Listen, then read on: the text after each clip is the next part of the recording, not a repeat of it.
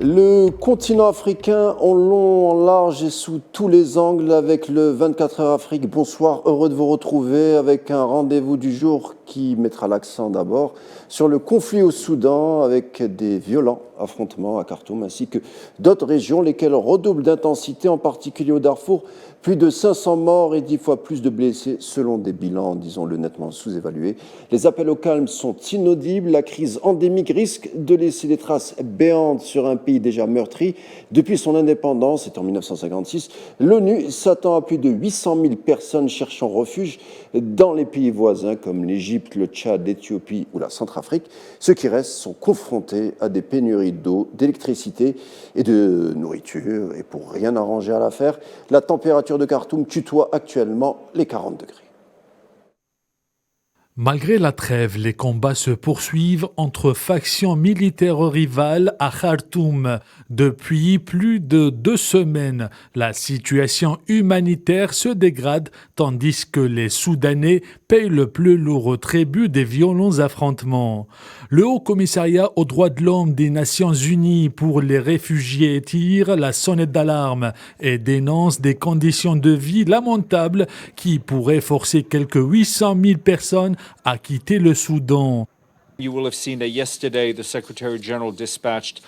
avez certainement remarqué qu'hier le secrétaire général a dépêché Martin Griffiths, le coordonnateur des secours d'urgence dans la région, pour explorer comment nous pouvons apporter une aide immédiate à des millions de personnes dont la vie a été bouleversée. L'ONU et nos partenaires font de notre mieux pour relancer la réponse humanitaire dans le pays. Nous explorons de toute urgence les moyens d'apporter et distribuer des fournitures supplémentaires.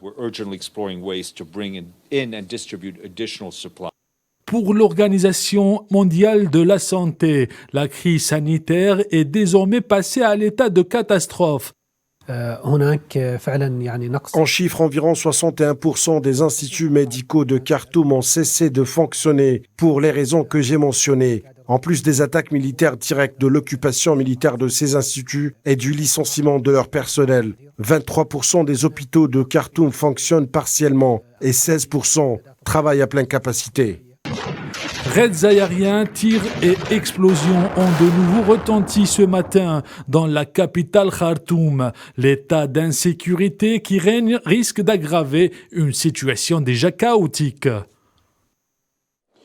Nonobstant un théâtre soudanais en risque, on l'a vu tout au long de ces semaines avec le départ parfois en catastrophe des ressortissants étrangers, le PAM de l'ONU, c'est-à-dire le Programme alimentaire mondial, décide de reprendre des activités suspendues.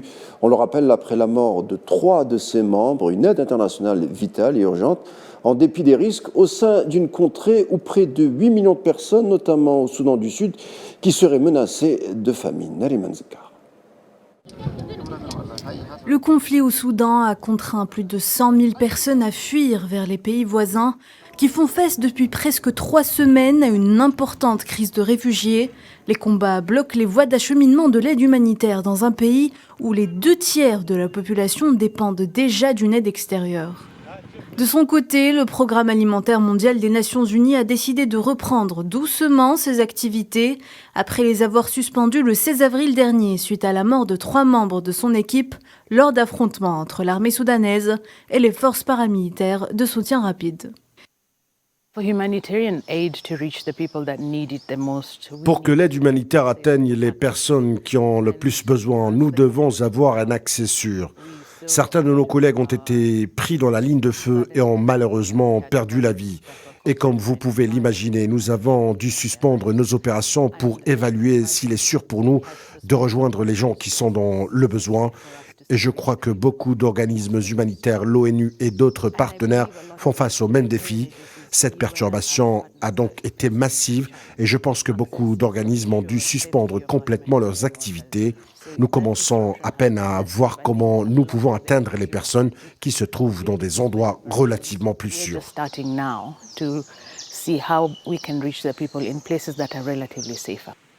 L'aide parvient toutefois au compte-gouttes. 6 conteneurs de matériel médical de l'OMS sont arrivés, notamment pour traiter les blessés graves et les patients souffrant de malnutrition aiguë. Du carburant de plus en plus rare a été distribué à certains hôpitaux qui dépendent de générateurs. Néanmoins, la situation humanitaire reste incertaine. Au-delà de Khartoum, le chaos a emporté le Darfour Ouest, où même les civils participent désormais aux violences. L'Ouganda, brièvement, quand la scène politique devient par la même occasion scène de crime, un ministre abattu par son garde du corps, l'agresseur, qui n'a pas été identifié publiquement, a ensuite retourné l'arme contre lui. La victime, Charles Angola, servi dans le gouvernement du président Yoweri Museveni en tant que ministre adjoint chargé du travail. Il était colonel de l'armée à la retraite. Le motif demeure flou, mais la presse locale a indiqué qu'il y avait apparemment eu un différend au sujet du salaire.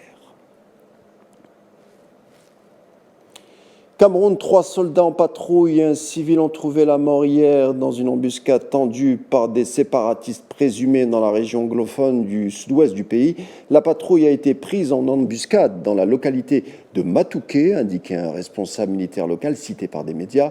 Le bilan temporaire fait état de 3 soldats et un civil tués. Depuis 2017, le Cameroun enregistre des attaques criminelles récurrentes dans ces deux régions anglophones, le nord-ouest et le sud-ouest.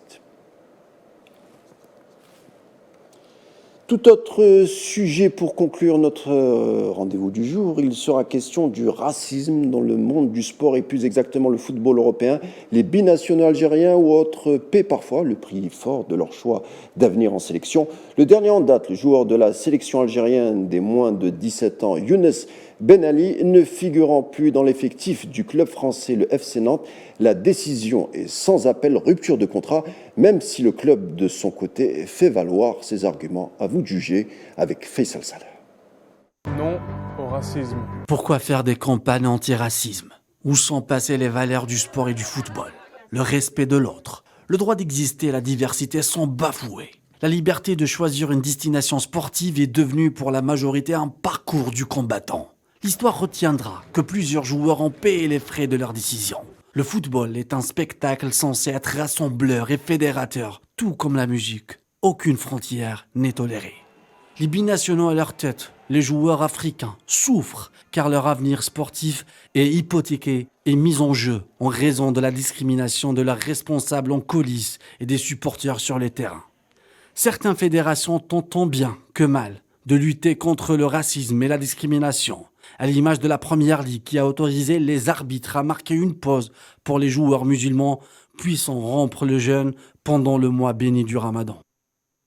Un tout autre son de cloche en France. La fédération a strictement interdit les arrêts du genre, acte discriminatoire pour les plus sages. Sur le pas de sa fédération, le FC Nantes est allé plus loin. Son coach, Antoine Comboiré, a écarté les joueurs musulmans de son effectif qui continuent à jeûner, même pendant les jours de match.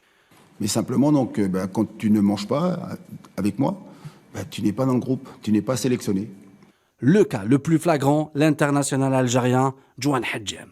Lourdement corrigé en finale de la Coupe de France par Toulouse 5-1, le FC Nantes crée une nouvelle polémique, un nouveau acte discriminatoire. La victime, un jeune de 16 ans, un enfant du club, Younes Ben Ali, qui a payé les frais de son choix de porter les couleurs de la sélection algérienne et de participer à la Coupe d'Afrique des Nations des moins de 17 ans, qu'organise l'Algérie.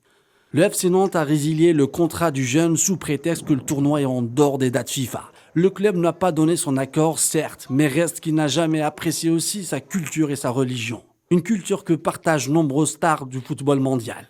Être formé en France ou dans un autre pays n'oblige en aucun cas le joueur de porter le maillot du pays formateur. La sélection est un choix du cœur. Sinon, on n'aurait jamais vu un Messi soulever la Coupe du Monde au Qatar avec le maillot argentin. Encore un Zidane offrira une France qui bascule dans la xénophobie, une étoile tant attendue. Voilà, ça sera tout pour votre bulletin d'information de votre continent. Heureux de l'avoir partagé avec vous. Pour les nouvelles du ciel, c'est tout de suite. Et quant à moi, je vous dis à demain.